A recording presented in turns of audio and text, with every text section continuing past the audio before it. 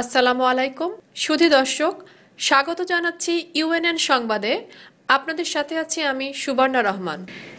শেখ হাসিনাকে ক্ষমতালোভী আখ্যা দিয়ে বিএনপির senior vice chairman Tarique Rahman বলেছেন, ক্ষমতালোভী শেখ হাসিনা ক্ষমতা আঁকড়ে রাখতে তার পিতা হত্যাকারীদের সঙ্গে রেখেছেন।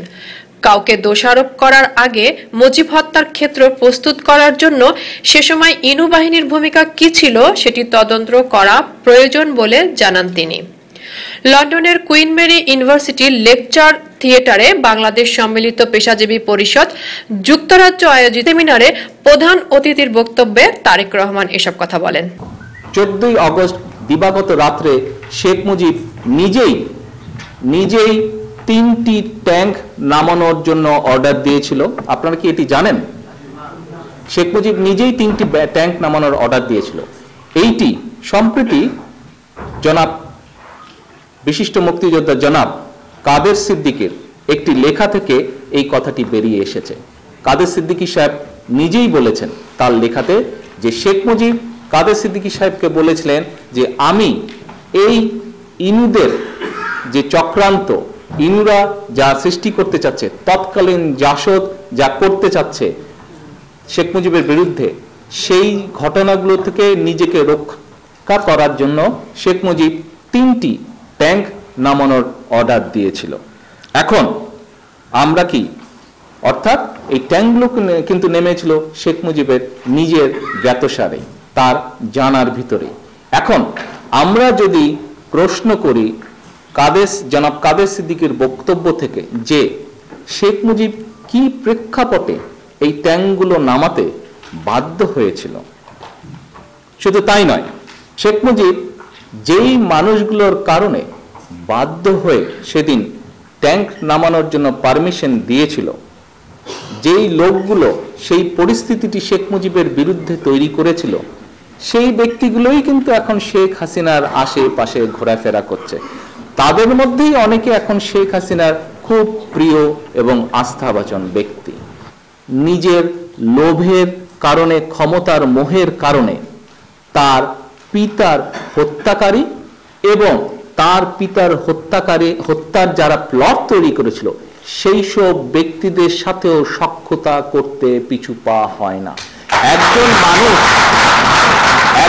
মানুষ কতটা মস্তিষ্ক বিকৃতির অধিকারী হলে, অথবা কতটা ক্ষমতার প্রতি লোভী হলে, যারা তার পুরো পরিবারকে, বাবা মা ভাই বোন সকলকে হত্যা করেছিল, তাদের হত্যার প্লট তৈরি করেছিল, সেই সকল মানুষদের সাথে সখ্যতা করে এখন পর্যন্ত তাদেরকে পাশে নিয়ে এসে ঘুরে বেড়াচ্ছে।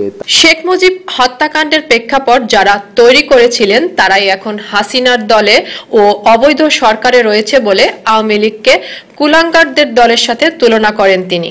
শেখ হাসিনা কিছুদিন আগে একটি অনুষ্ঠানে একটি কথা উল্লেখ করেছিল এই 15ই আগস্টের বিষয় নিয়ে। যেহেতু খন্দকার মোশতাক তাদেরই দলের একজন লোক, তারই চাচা ছিল, তার বাবারই সহকর্মী ছিল। এই খন্দকার মোশতাককে 15ই আগস্টের অনুষ্ঠান উপলক্ষে এক জায়গায় খন্দকার মোশতাককে শেখ হাসিনা কুলাঙ্গার শব্দটি ব্যবহার করেছিল তার নামের সাথে, খন্দকার মোশতাকের নামের সাথে। কিন্তু একটা জিনিস কি আপনারা সকলে খেয়াল করে দেখেছেন?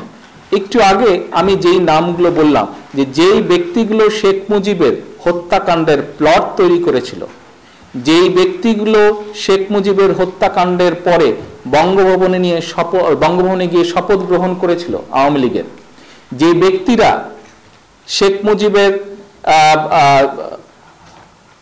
প্লট তৈরির সাথে শপথ গ্রহণ অনুষ্ঠানে উপস্থিত ছিল, এই ব্যক্তিগুলোই কিন্তু এখন শেখ হাসিনার চারিপাশে ঘোরাঘুরি করছে।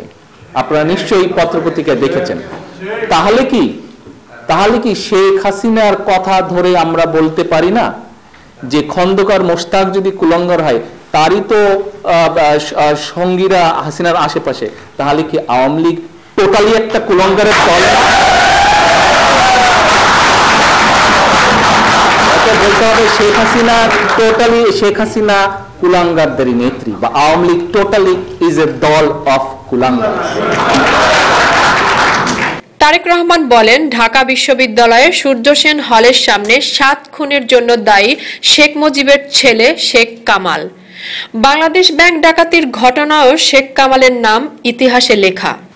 সূর্য সেন ঢাকা বিশ্ববিদ্যালয় সূর্য সেন হল, এই হলের সামনে 7 মার্ডার কেস নামে একটি উল্লেখযোগ্য মার্ডার কেস রাজনীতির সাথে সংশ্লিষ্ট সকলেই জানেন এবং বাংলাদেশের প্রায় সকল রাজনৈতিক পত্রপত্রিকা বইয়ে এই মার্ডারের কথা উল্লেখ করা আছে এবং সকলেই জানে যে সেদিন শেখ কামাল শেখ মুজিবের সন্তান এই 7টি হত্যাকাণ্ড সংগঠিত করেছিল।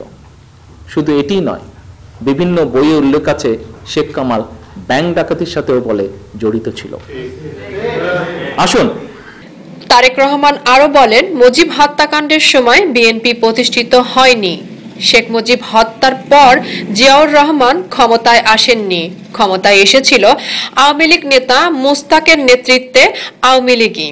একজন আরেকজনকে খুন করেছে, একজন আরেকজনকে হত্যা করেছে, একজন আরেকজনের কাছ থেকে ক্ষমতা দখল করেছে। এই করেছে আওয়ামী লীগের ঘরের লোকেরাই। তখন বিএনপিরও সৃষ্টি হয়নি এবং শহীদ রাষ্ট্রপতি জিয়াউর রহমান এসব থেকে তখন অনেক দূরে ছিলেন। বরং আমরা কি দেখেছি? আমরা দেখেছি যে খালেদ মোশাররফ শহীদ রাষ্ট্রপতি জিয়াউর রহমানকে বন্দি করে ক্যান্টনমেন্টে আটকে রেখেছিলেন। এই যখন অবস্থা দেশের, সেই অবস্থার মধ্যে থেকে দেশ প্রেমিক সিপাহী জনতা যখন দেখলো যে দেশের সার্বভৌমত্ব হুমকির মুখে এবং এই আওয়ামী লীগের লোকেরা, আওয়ামী লীগ নামক দলটি, এই দলটি এবং এই দলের লোকেরা দেশের সার্বভৌমত্বকে ভুলুণ্ঠিত করেছে, তারা লুটপাট হেন কিছু নাই, এন খারাপ কাজ নেই যা তারা করেছে, তখন এই সিপাহী জনতা একত্রিত হয়ে 7ই নভেম্বরের বিপ্লব সংগঠিত হলো এবং সিপাহী বিপ্লব সংগঠিত করার মাধ্যমে এই সিপাহী জনতা সেদিন শহীদ রাষ্ট্রপতি জিয়াউর রহমানকে এনে দায়িত্ব অর্পণ করলো দেশে, যে আপনি দেশটিকে একটি সঠিক পথে পরিচালনা করেন। সরকার মানুষ হত্যা করছে মন্তব্য করে তিনি বলেন, পিতার মতো শেখ হাসিনাও মানুষ হত্যায় মেতে উঠেছে। বিডিআর বিদ্রোহের নামে পিলখানায় সামরিক বাহিনীর 57 জন মেধাবী অফিসার সহ 54 জনের হত্যার পিছনে শেখ হাসিনা জড়িত। এই মইনুল আহমেদেরই একটি সাক্ষাৎকার আছে। এই সাক্ষাৎকারে মইনুল আহমেদ উল্লেখ করেছে যে বিডিআর এর ঘটনা যখন হত্যাকাণ্ড সংঘটিত হচ্ছে এবং সে যখন শেখ হাসিনাকে এই বিষয়টি জানাতে গেল, কি কি করা উচিত সেগুলি বলতে গেল, সেই সময় ঘরে ঢুকে দেখে যে শেখ হাসিনা আরো কয়েকজন লোকজন নিয়ে খোশ গল্প করছে, চা খাচ্ছে, বিস্কিট খাচ্ছে, হাস্য উজ্জ্বল চেহারা। এটি মইনুল আহমেদের সাক্ষাৎকারে উল্লেখ করা আছে এই কথাটি এভাবে। তিনি আরো বলেন, মতিঝিলে পুলিশের অনুমতি নিয়ে সমবেত হওয়া হাজার হাজার হেফাজত কর্মীদের রাতের অন্ধকারে নির্বিচারে হত্যা করা হয়েছে হাসিনার নির্দেশে। এই যে হেফাজতে ইসলাম, আমরা 1 বছর আগে কি দেখেছি? এই হেফাজতে ইসলাম সেই সময় হাসিনা সরকারের অনুমতি নিয়েই তারা মতিঝিলে বসলো এবং রাত্রেবেলা আমরা কি দেখলাম? তারা এদেরকে উঠিয়ে দেবার জন্য, হেফাজতের মানুষগুলিকে উঠিয়ে দেবার জন্য নির্বিচারে কিভাবে গুলি করে প্রায় 2,5-3 হাজার মানুষকে হত্যা করেছে।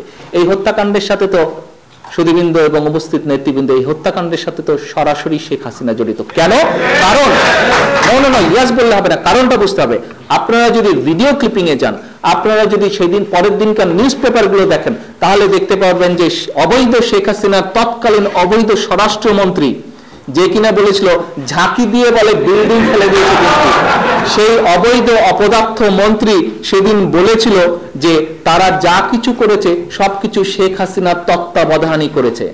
তো হাসিনার মন্ত্রী যদি বলে থাকে যে সকল কিছু তারা হাসিনার তত্ত্বাবধানেই করেছে, তাহলে এই হত্যার পুলিশ বা র্যাব যাদেরকে সেই যে হেফাজতের যে 3-2.5 হাজার মানুষকে হত্যা করলো, তার মানে কি দাঁড়ায়? তার মানে তো দাঁড়ায় যে শেখ হাসিনা সরাসরি ভাবে এই হত্যাকাণ্ডের সাথে। এবার শেখ মুজিবের পরিবার একটি অভিশপ্ত পরিবার মন্তব্য করে তারেক রহমান বলেন, শেখ মুজিবের পরিবার শুধু খুনি নন, বাংলাদেশের জনগণের জন্য এটি একটি অভিশপ্ত পরিবার। কারণ এই পরিবারের প্রধান 1972 সালের 10 জানুয়ারি স্বাধীন বাংলাদেশে ফিরে এসেছিল পাকিস্তানি পাসপোর্ট নিয়ে। খুনি পরিবার কি শেখ হাসিনা বা শেখ মুজিবের পরিবার নয়? খনি পরিবার তো তাহলে প্রমাণ হলো একটির পর একটি ঘটনা দিয়ে, একটির পর একটি ঐতিহাসিক সত্য দিয়ে প্রমাণিত হলো যে খুনি পরিবার, বাংলাদেশের খুনি পরিবার হচ্ছে শেখ মুজিবের পরিবার, বাংলাদেশের খুনি পরিবার হচ্ছে শেখ হাসিনা। তারেক রহমান তার বক্তব্যে একটি উন্নয়নশীল ও উৎপাদনমুখী বাংলাদেশের ভবিষ্যৎ রূপরেখা এবং রাষ্ট্র পরিচালনার সমোপযোগী নীতিমালা বিষয়ে তার বিভিন্ন খাতোয়ারি চিন্তাভাবনা সমূহ উপস্থিত পেশাজীবীদের কাছে উপস্থাপন করেন। যে 6টি খাতের উপর তিনি তার রূপরেখা প্রদান করেছেন সেগুলো হচ্ছে শিক্ষা, শিল্পায়ন, কৃষি, অবকাঠামো, পরিবেশ এবং জ্বালানি।